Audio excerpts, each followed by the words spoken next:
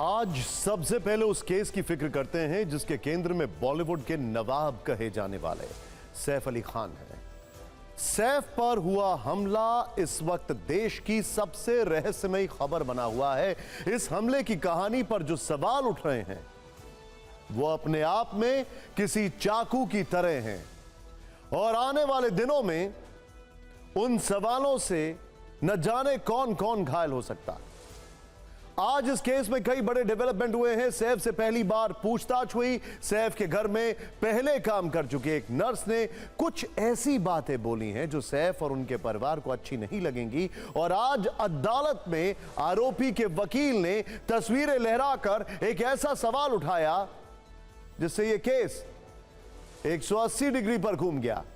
इस कहानी में हर दिन कोई ऐसा किरदार सामने आ जाता है जो पूरा का पूरा स्क्रीन प्ले बदल कर रख देता है। आज इस कहानी में 3 ऐसे किरदार हैं जो अब तक सामने आई थ्योरी को घुमा रहे हैं। पहले किरदार है संदीप शरखाने जो आरोपी शरीफुल के वकील हैं। दूसरे हैं मोहम्मद रूहुल अमीन जो शरीफुल के पिता हैं और तीसरी हैं ललिता डिसिल्वा जो सैफ के बेटे तैमूर की पूर्व नर्स हैं। इन तीनों की ऑन कैमरा गवाही भी हम आपको सुनाएंगे और इस केस के हर पहलू, मिसिंग पहलू का विश्लेषण हम करने वाले हैं। मगर आज इस केस में क्या क्या डेवलपमेंट हुए हैं सबसे पहले यह देखते हैं। इस केस में गिरफ्तार किए गए आरोपी शरीफुल इस्लाम को पुलिस ने कोर्ट में पेश किया जहां उसे 5 दिन की पुलिस रिमांड में भेज दिया गया। कोर्ट में आरोपी के वकील ने बहस के दौरान कहा कि पुलिस ने जिस शख्स को गिरफ्तार किया है वो सीसीटीवी कैमरे में दिख ही नहीं रहा है। इसके अलावा इस केस में पहली बार सैफ अली खान का सवालों से सामना हुआ है। मुंबई पुलिस ने सैफ अली खान से 20 से ज्यादा सवाल पूछे जिनके बारे में आपको हम बताने वाले हैं। लेकिन उससे पहले आपको इस केस का आज का कोर्ट रूम ड्रामा वो बताते हैं। दरअसल शरीफुल की रिमांड पर सुनवाई के दौरान बांद्रा कोर्ट में आरोपी के वकील ने वही मुद्दा उठाया जो टीवी 9 भारतवर्ष लगातार उठा रहा था। शरीफुल के वकील संदीप शरखाने ने कोर्ट में 2 तस्वीरें दिखाई, एक शरीफुल की और दूसरी सीसीटीवी कैमरे में दिख रहे शख्स की। वकील ने दावा किया कि ये दोनों तस्वीरें अलग अलग लोगों की, ये जरा भी मैच नहीं हो रही हैं और पुलिस ने इस मामले में गलत शख्स को गिरफ्तार कर लिया। अब आपको उन 3 लोगों की गवाही सुनाते हैं जिनका थोड़ी देर पहले हमने जिक्र किया था। ये तीनों वो लोग हैं जो डायरेक्ट या इनडायरेक्ट किसी ना किसी तौर पर इस केस से जुड़े हुए हैं। अब यहां पर किसी का आरोपी शरीफुल से ताल्लुक है तो कोई सैफ अली खान से संबंध रखता है, मगर इन तीनों का सोचना बिल्कुल एक जैसा है और इन तीनों की ये गवाही इस केस में कई सवाल खड़े कर रही है। एक बार हमारी स्पेशल रिपोर्ट में इन तीनों की गवाही को ध्यान से सुनिए और खुद फैसला कीजिए कि सही कौन है और गलत कौन है।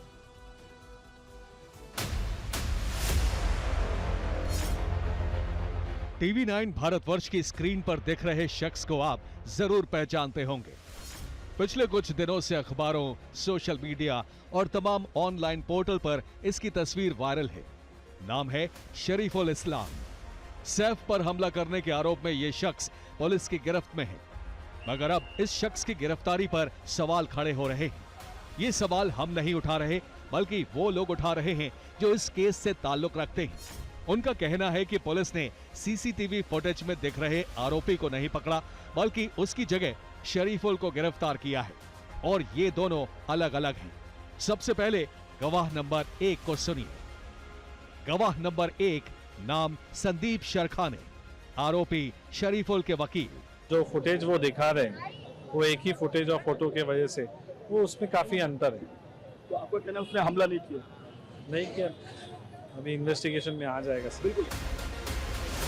सुना आपने, आरोपी के वकील का दावा है कि गिरफ्तार किया गया शख्स और सीसीटीवी में दिख रहा शख्स दोनों अलग अलग हैं।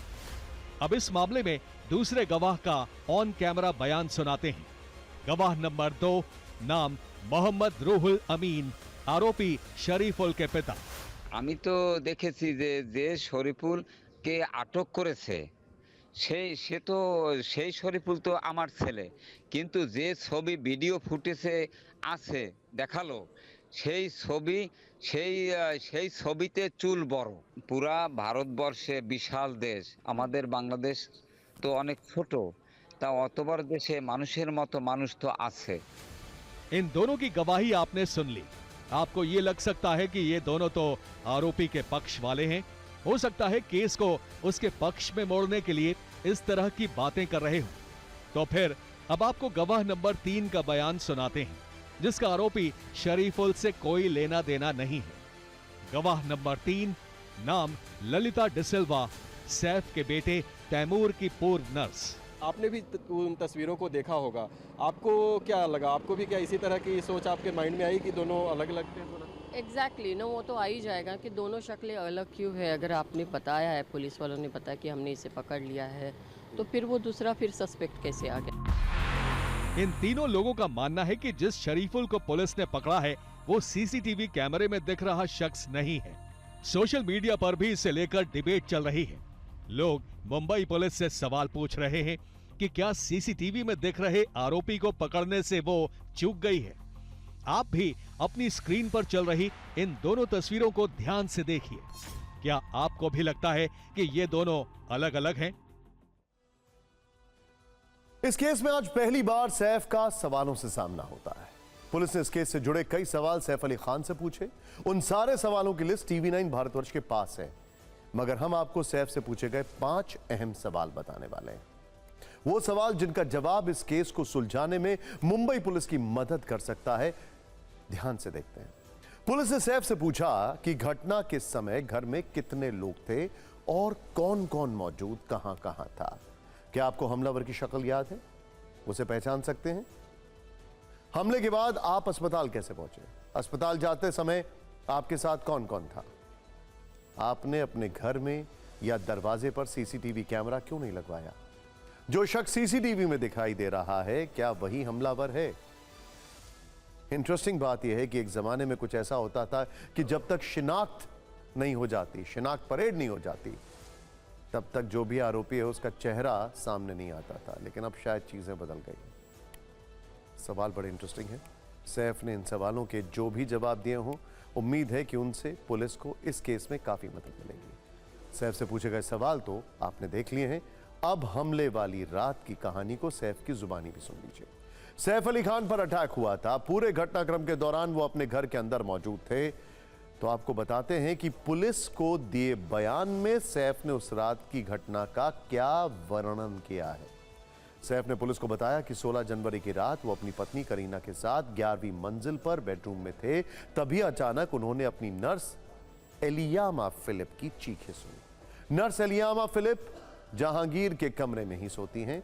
सैफ ने एलियामा के कमरे के पास एक अजनबी को देखा। वहां उनका बेटा जहांगीर रो रहा था। सैफ ने हमलावर को दबोच कर पकड़ लिया। तभी हमलावर ने सैफ की पीठ और गर्दन और अन्य जगहों पर चाकू से कई बार कर दिए।